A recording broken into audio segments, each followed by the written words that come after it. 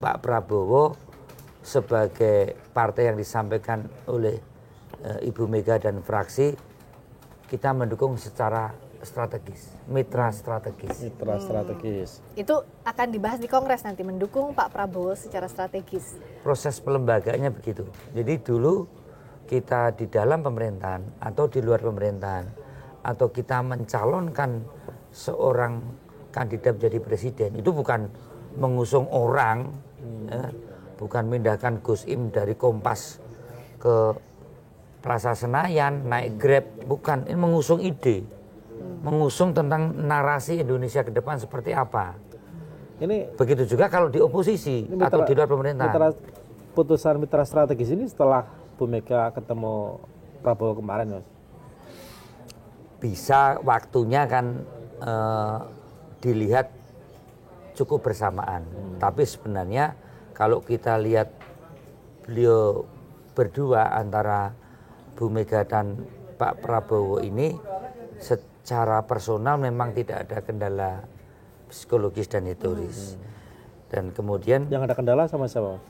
Yang ada kendala, pertanyaanmu jangan nyari-nyari gitu Gus. Ya temennya tadi, temennya Mas Bimo atau temennya Pak Prabowo? Itu jawaban-jawaban sensitif. Ya. Tapi ada, saya hanya mengatakan Pak Prabowo tidak ada kendala psikologis. Yang ada kendala, lu jawab sendiri.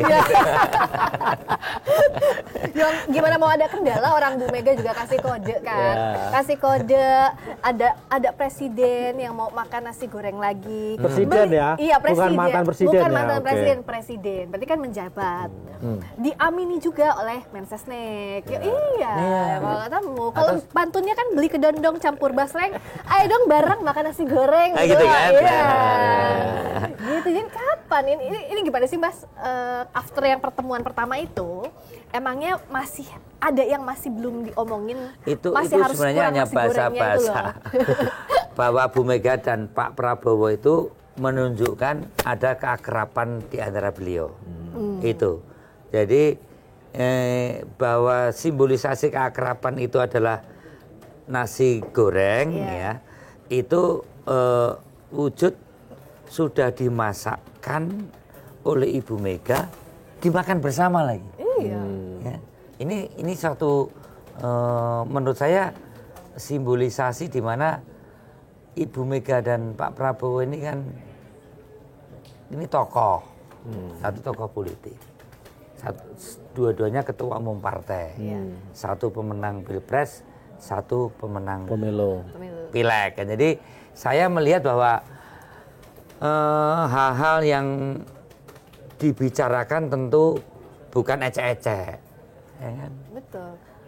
Bahwa ada isu-isu yang cenderung pragmatis, yang cenderung praktis, seperti Gus Im ngomong, wah ada apa, itu. Lu saya nggak ngomong loh Mas. Itu ya kamu lah. Mana kan berdua kan antara itu sah-sah saja namanya isu pertemuan tokoh politik kan gitu kan. Ya nggak ada salahnya. Tapi nggak cuma biasa doang loh. Yang nyobain nasi gorengnya Bu Mega nggak semua orang. Bahkan Mas Tok, Guntur Soekarno, kakak tertuanya Bu Mega bilang nggak pernah dimasakin nasi goreng sama Bu Mega. Loh yang ada track recordnya kan Gus Dur, Pak Prabowo bahkan waktu pas mau nyalon waktu itu jadi cawapresnya Bu Mega dikasih. Kemarin dikasih, ya. Jokowi nggak tahu. Jokowi pernah juga kan? Pernah Pak SBY. Jokowi malah dua tuh sari roda sama nasi goreng. Berarti pernah juga Jokowi. Iya, berarti iya Mas rasa belani ngono. Iya pernah usah belain gitu dong. Gitu saja. Tapi intinya ini ada semiotika dan hermeneutikanya. Waduh. Apa ini kamu nggak nyampe? Ya SKS. Hermeneutik. Pasti ada lah, ya. Namanya juga kedua tokoh bertemu, nggak usah dikonstruksikan dengan hal yang sangat pragmatis dengan bagi-bagi kekuasaan. Itu bukan tradisi itu. Kita ngomong soal bagi-bagi kekuasaan, Mas. Saya yang ngomong. Opini kan begitu. Kalau ketemu bagi-bagi apa? Bagi-bagi apa, dapat apa, masuk kekuasaan atau cuma ngomong nasi goreng aja. Itu bahkan Yang menariknya gini, kayak yang aku tadi bilang. Biasanya kode politik kan nggak diterjemahin. Ini malah diamini oleh Mensesnek bilang oh iya gitu. Ya. Oh iya rindu nasi goreng iya Nasi gitu. goreng. Jadi kayak gayung bersambut dan menunggu gitu. Tapi sekarang kenapa belum bisa makan nasi goreng bareng walaupun kemarin udah ketemu? Atau jangan-jangan itu aja nggak Nah, tahu. itu kan masalah waktu, keduanya udah ngamini. Masalah waktu lah. Tapi menariknya gini Mas, saya tidak bicara soal bagi-bagi kekuasaan ya. Kalau bagi-bagi wilayah mungkin. Maksudnya apa? Kemarin kan udah ketemu tuh, habis ketemu terus muncullah kemitraan strategis. Ya. Nah, artinya ini mau ketemu lagi. Artinya kan ada hal yang lebih maju nih yang akan dibicarakan. Menurutku ya, karena kan pertemuan antar kedua tokoh bangsa, tokoh nasional, sama-sama ketua umum partai itu kan nggak kayak saya ketemu Friska gitu ya ngomongin soal apa hal-hal yang receh gitu ya. Ini kan pasti ngomongin sesuatu yang besar gitu loh. Nah, kira-kira apakah ini terkait dengan semakin merekatnya atau menguatnya relasi antara PDIP dengan nantinya dengan Gerindra, ataukah terkait dengan dalam tanda kutip nih Mas ya pengamanan Kongres misalnya karena ada isu macam-macam itu, ataukah mungkin ada hal yang jauh lebih strategis lagi yang mungkin akan dibicarakan? Kalau pengamatan jenengan sebagai orang dalam yang sudah selumutan lah di PDIP itu ya. Pertemuan itu kalau terlalu dibawa ke satu cara pandang yang praktis pragmatis itu biasanya gagal. Saya melihat justru kedua tokoh ini kan ada satu hal yang lebih adalah kemampuan kontemplasi Ibu Mega dengan berbagai peristiwa sejarah politik yang pernah beliau lakukan. Jadi kemampuan mengabstraksikan sesuatu keadaan itulah yang sebenarnya menarik kedua beliau ini ketemu. Maksudnya begini loh, persoalan bangsa ini ke depan itu kan tidak mudah. Ya, tiba-tiba Pakistan sama India, tiba-tiba persoalan perang dagang Amerika, tiba-tiba kalau China nanti krisis, ekspor kita terganggu. Tiba-tiba neraca perdagangan kita nanti yang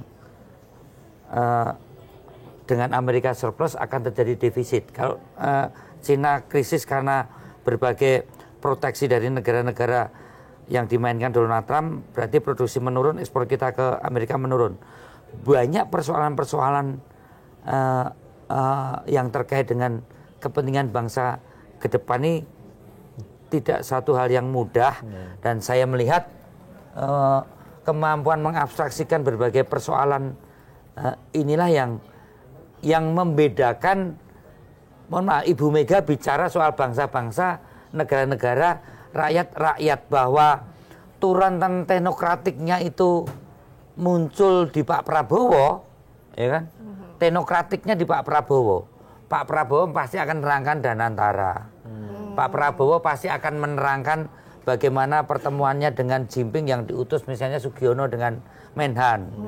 Terus pertemuannya juga misalnya Airlangga dengan Bu Sri Mulyani dengan Amerika. Ini sebenarnya banyak hal yang situasi bangsa ini, negara ini juga tidak dalam keadaan baik-baik saja, terutama soal ekonomi. Ibu Mega juga akan tanya, ya kan?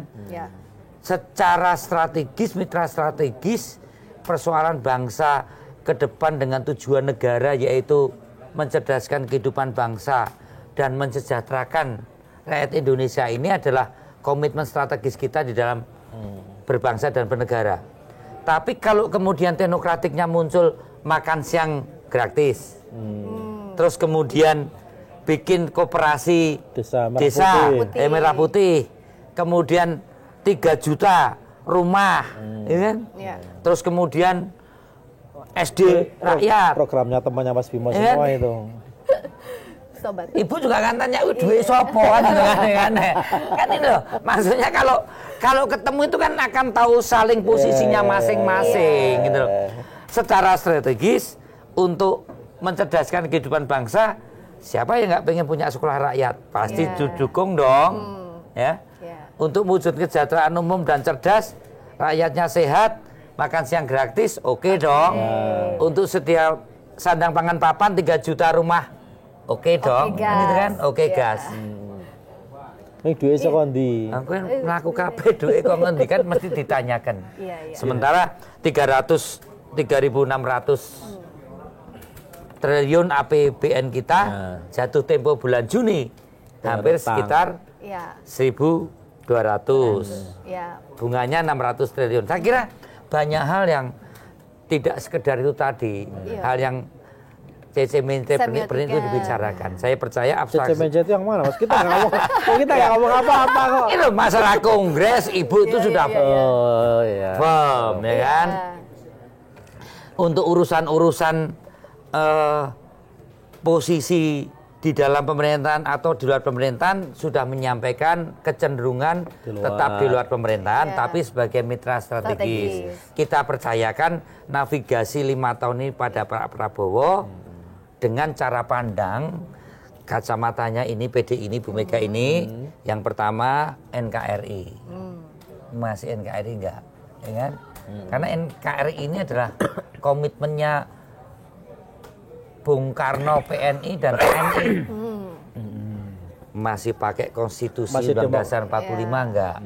Dengan demokratisasinya tentunya. Dengan perikemanusiaannya.